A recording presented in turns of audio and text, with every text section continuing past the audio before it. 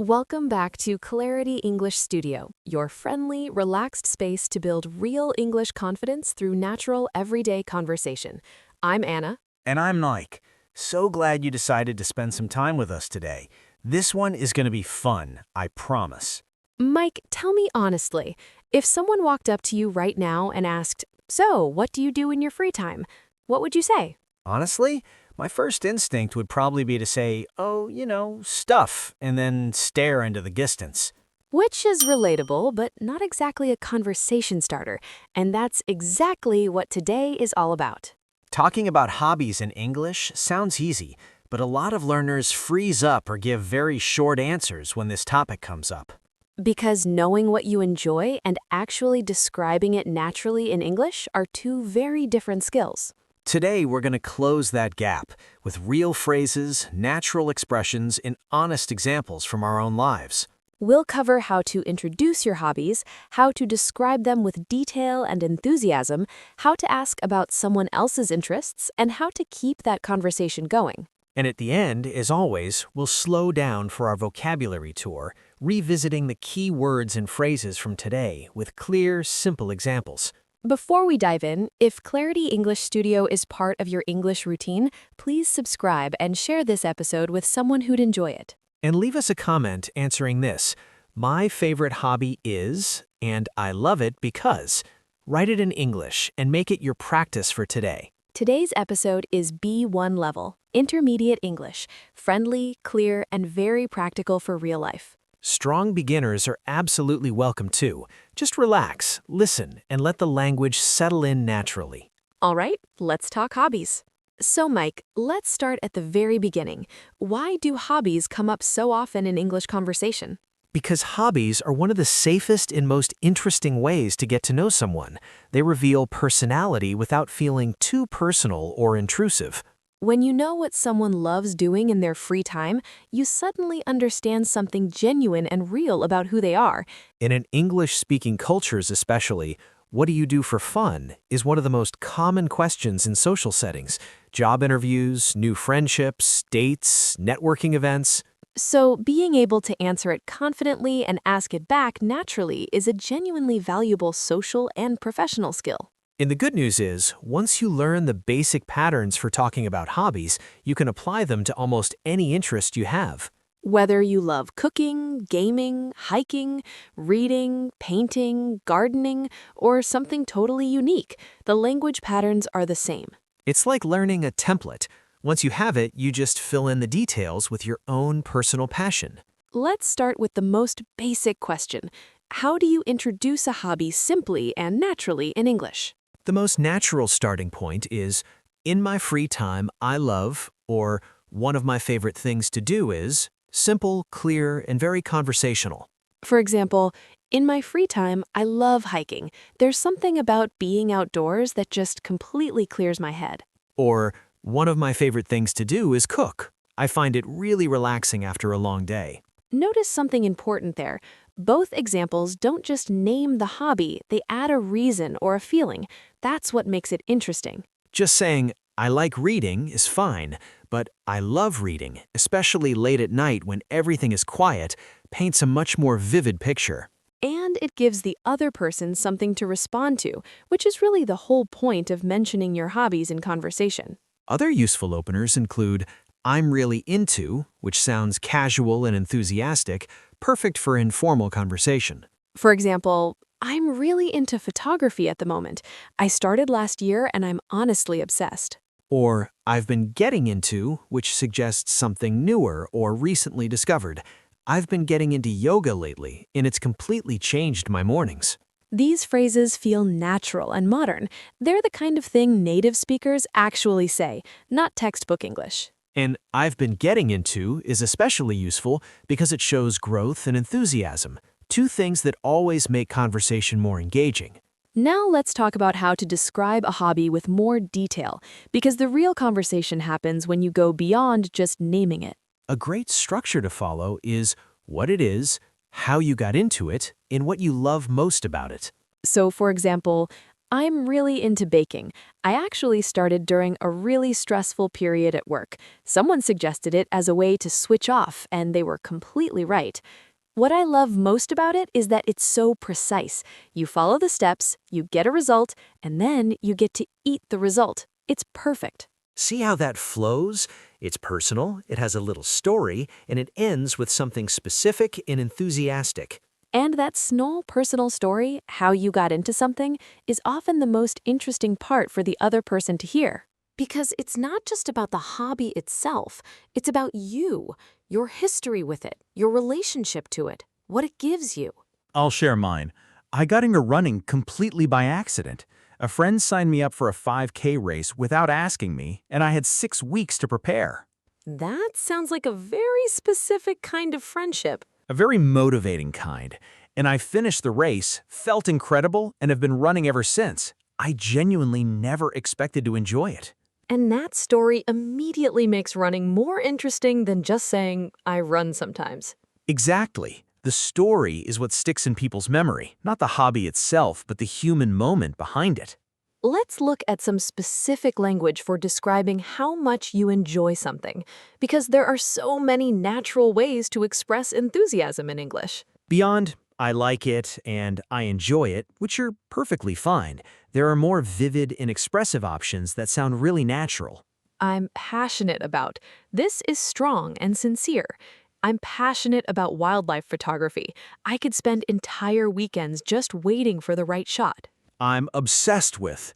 This is casual and enthusiastic. I'm honestly obsessed with board games. My friends refuse to play strategy games with me anymore.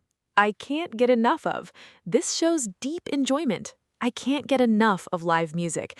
There's an energy in a concert that you just can't replicate anywhere else. It's my escape. This is personal and relatable. Gardening is my escape. After a stressful week, an hour in the garden completely resets me. And I lose track of time when This is one of the most honest descriptions of a true passion. I lose track of time completely when I'm drawing.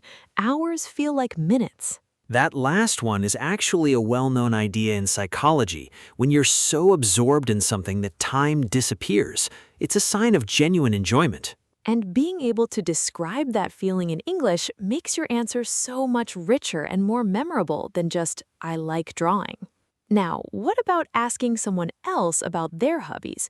Because good conversation is always a two-way exchange. The most natural question is simply, what do you like to do in your free time? Or, what do you get up to outside of work?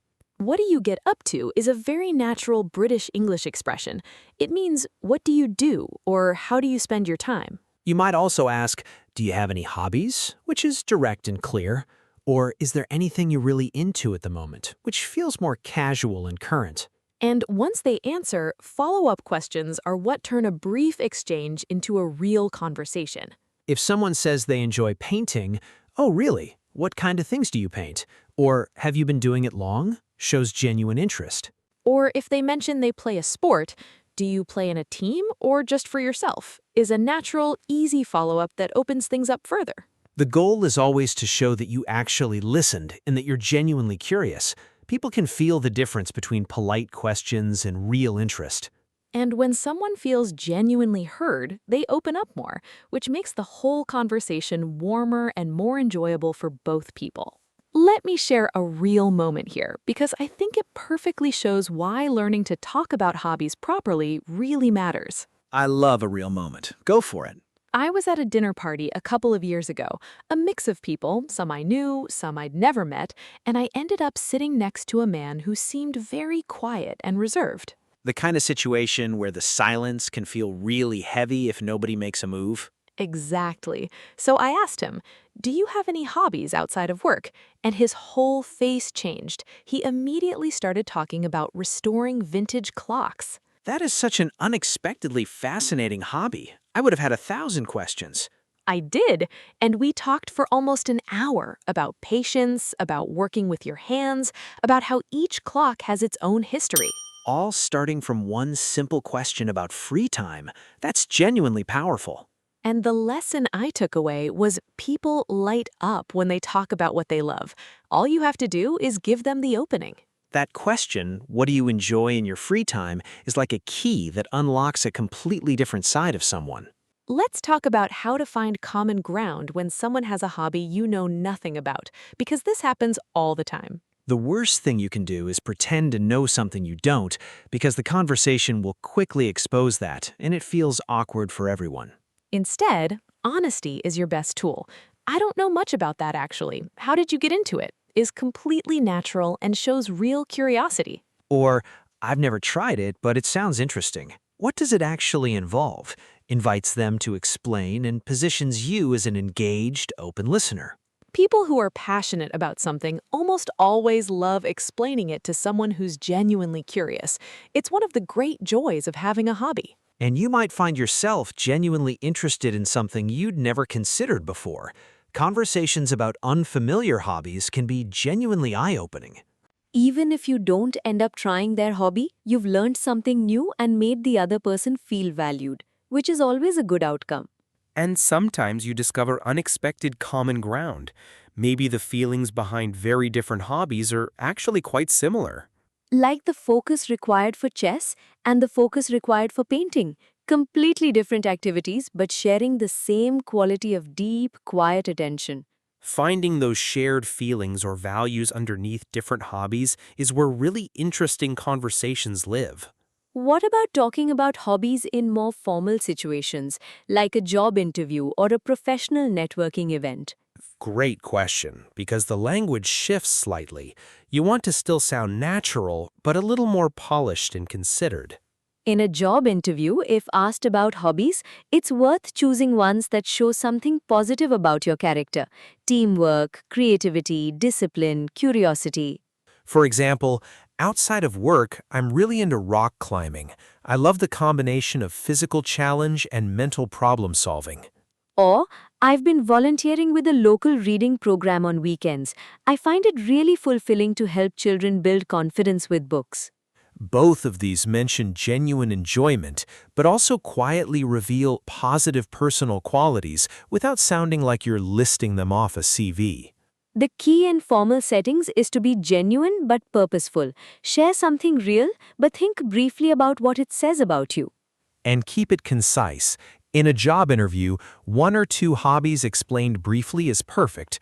You're not being interviewed about your free time, just giving a glimpse of who you are. In a networking event, the same casual approach we talked about earlier works well. I'm really into, or in my free time I love, keeps things warm and approachable. Professional networking is still human connection at its core. People want to talk to someone who feels real, not someone who sounds rehearsed. Let's also talk about seasonal or occasional hobbies, because not every hobby is something you do every single day. Right, and there's natural language for this too. I used to be really into, or I go through phases with, are both very honest and natural. For example, I used to paint a lot in university. I haven't done it much lately, but I really want to get back into it. Or, I go through phases with cooking. Sometimes I'm trying new recipes every weekend, and then life gets busy and I go back to basics.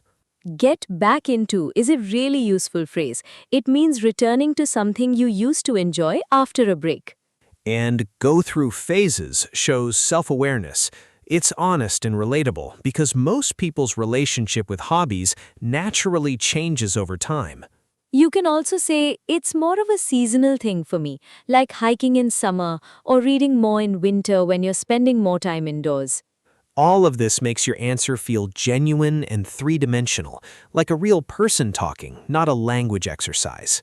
All right, vocabulary tour time. Let's slow down and look carefully at the keywords and phrases from today. These are words and expressions that will genuinely help you talk about hobbies and about life in general in a natural, confident way. First, passionate about. This means having a strong, deep enthusiasm for something, more intense than just liking it. For example, she's passionate about marine conservation. She volunteers every summer. Or, I'm passionate about jazz. I've been collecting records for years. Repeat, passionate about. Passionate about. Next, get into.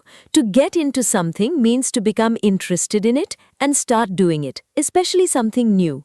For example, I got into cycling after my doctor suggested more exercise. Or, how did you first get into photography? Repeat, get into, get into.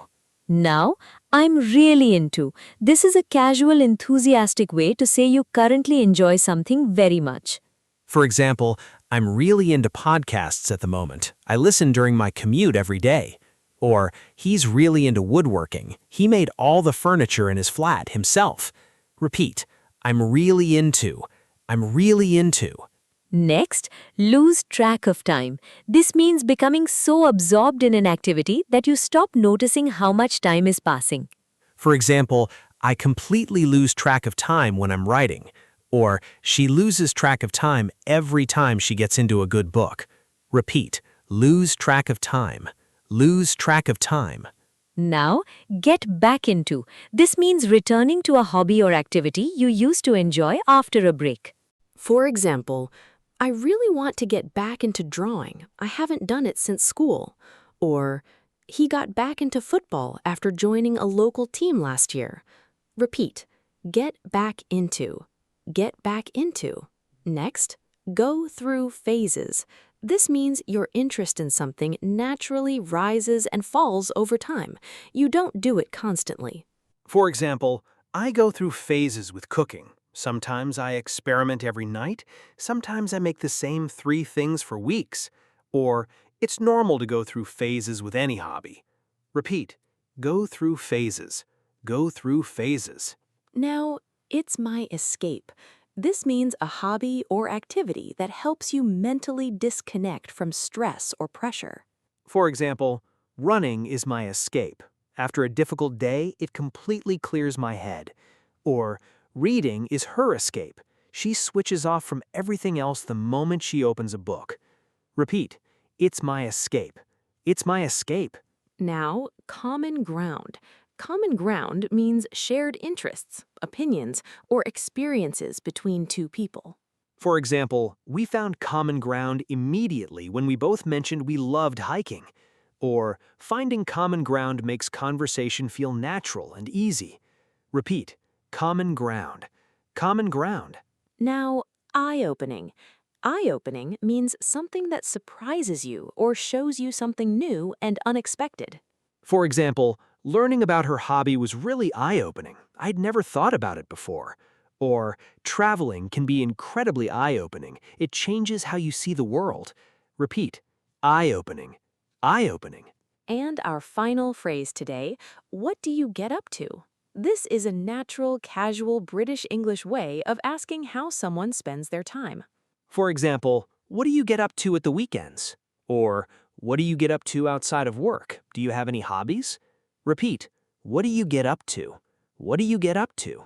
Those were such useful, practical phrases. Every single one of them comes up in real English conversation about hobbies and daily life.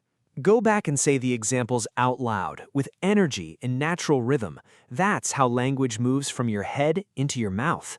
And now, your challenge for today.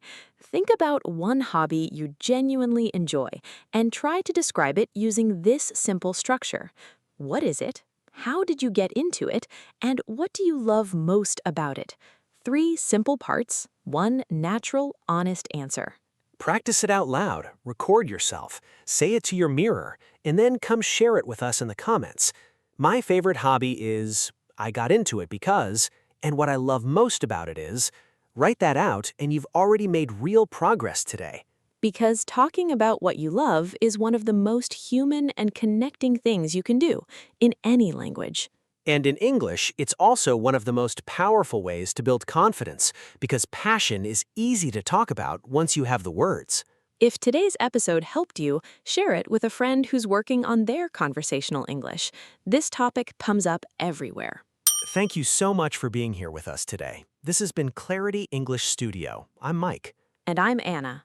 Keep practicing, keep sharing, and keep growing your English one conversation at a time. See you in the next episode. Bye.